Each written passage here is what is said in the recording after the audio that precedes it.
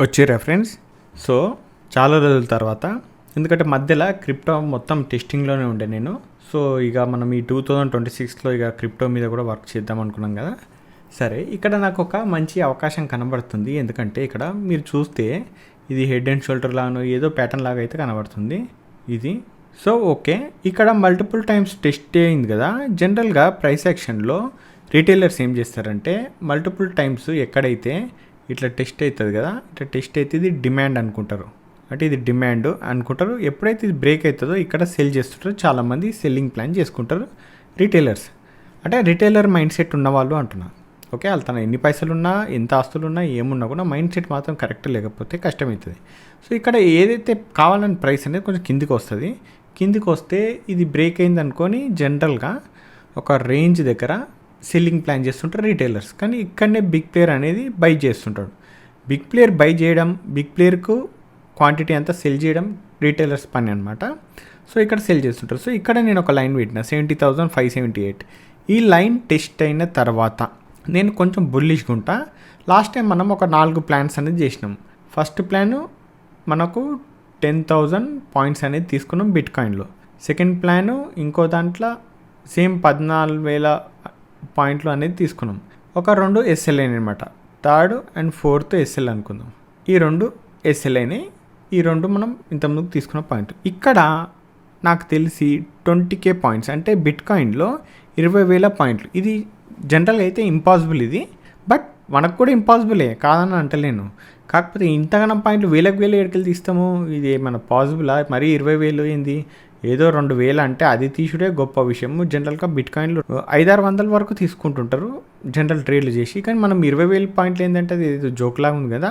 Joke ఏం కాదు అది, నిజంగా చెప్తే తీసుకోవచ్చు, ట్రై చేద్దాం అట్లీస్ట్. అది పాసిబులా అంటే పాసిబుల్ కదా. నేను కూడా 20,000 పాయింట్లు ఎప్పుడు తినలేదు. ఓకే, మీతో చేసిన ఈ 10 పాయింట్లు మీకు ఎక్స్ప్లెయిన్ చేస్తూ చేసిన వీడియోలో ఆల్రెడీ మన ఛానల్ ఉన్నాయిగా, మన క్రిప్టో కాయిన్లో, మన మిస్టర్ ట్రేడర్ కాయిన్ ఛానల్లో.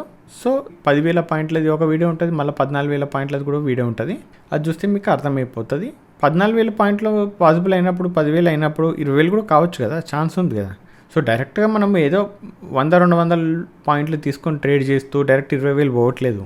పెద్ద ఆల్రెడీ చూసినాం కాబట్టి ప్లాన్ చేసుకుంటే ఓకే, పాసిబులా కాదా అనేది తర్వాత విషయం అది. ఓకేనా? సరే, ఇక్కడ నుండి నేను ఒక 20,000 పాయింట్లు ప్లాన్ చేద్దాం అనుకుంటున్నా. ఇది ఏదైతే ఉందో అది ఒక సప్లై. ఎలాగా అంటే చూడు, ఏదైతే సప్లై క్రియేట్ చేస్తుందో ఇక్కడ హై క్రియేట్ చేసి షార్ప్ ఫాల్ అవుతుందిగా. ఈ హైలో ఏవైతే క్రియేట్ చేస్తుందో షార్ప్ అయిందో అది మళ్ళీ దాని మీదకి పోలేదు. ప్రైస్ పోతే 2 రకాలుగా ప్లాన్ ఉంటుంది. ఇట్లా పైకి పోయి ట్రాప్ చేసి కిందికి రావచ్చు, చాలా ఫాల్ అవుతుంటుంది జనరల్గా. ఒక పైకి వెళ్ళిపోతుంది మీదనే సస్టైన్ చేసి. సో ఇక్కడ నాకు డిమాండ్ ఉంది కాబట్టి ఇది రెస్పెక్ట్ చేస్తే ఈడ కొంచెము డబ్ల్యూ ప్యాటర్న్ టైప్ క్రియేట్ చేస్తే ఆ తర్వాత కొంచెం బుల్లిష్గా ఉంటాను నేను ఈ సప్లై వరకు. ఓకే, ఇదేదో 1,97,000 నేను 98,000 దగ్గర ఉంది ఇది ఈ సప్లై వరకు. ఎందుకంటే ఈ సప్లై ఈడ ఫెయిల్ అవ్వచ్చు, ట్రాప్ అవ్వచ్చు, మ్యానిపులేషన్ జరగవచ్చు, ఏమైనా జరగచ్చు, లేదా క్రాస్ అయ్యి మీది కూడా పోవచ్చు. అది ఎంత దూరం పైన కూడా నేను మాత్రం సప్లై దగ్గర తీసేస్తాను. ఓకే, ఇక్కడ ప్లాన్ ఏం రాలేదు, బట్ ఒక ఇంపార్టెంట్ లెవెల్ అయితే పెట్టినా ఇది టచ్ అయినాకనే ప్లాన్ అనేది చేస్తే. జనరల్గా ఇప్పుడు నేను 4 అవర్స్కి వచ్చిన,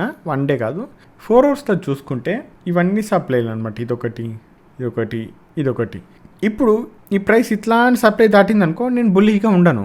ఎందుకంటే ఇక్కడ ఎలాంటి డిమాండ్ లేదు, టెస్ట్ అవ్వలేదు కాబట్టి ఇది ఫేక్ మూవ్ అయ్యే ఛాన్స్ కూడా ఉంటుంది అనమాట జనరల్గా. కాకపోతే ఇది ఒకసారి డిమాండ్ టెస్ట్ అయిందా, టెస్ట్ అయినాక అప్పుడు ఈ సప్లై క్రాస్ అయితే ఒక సప్లై ఫెయిల్ అయింది, ఇక మిగతా కూడా ఫెయిల్ అయ్యే ఛాన్సెస్ ఉంటాయి అనమాట.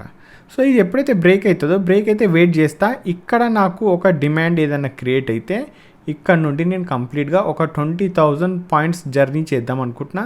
అది ఎలా చేస్తా ఏం లేదనేది మీకు ముందే ప్లానింగ్ ఎట్లుంటుంది అనేది చెప్పుకుంటూ కదా, ఎక్స్ప్లెయిన్ చేసుకుంటూనే కదా మనం పోతాం.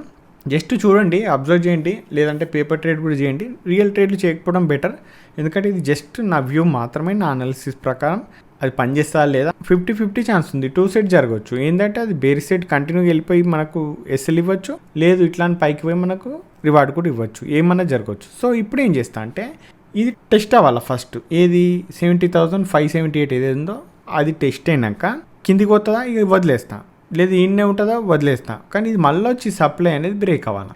సప్లై ఎప్పుడైతే బ్రేక్ అవుతుందో అప్పుడు నేను కొంచెం వెయిట్ చేస్తా, డిమాండ్ ఎక్కడ క్రియేట్ అవుతుంది అనేది. డిమాండ్ పర్ఫెక్ట్గా ఉంది అంటే ఆ తర్వాతనే నేను బుల్లిష్గా ప్లాన్ చేస్తా. ఆ ప్లానింగ్ మీకు కూడా తెలుస్తుంది రాను. ఓకేనా.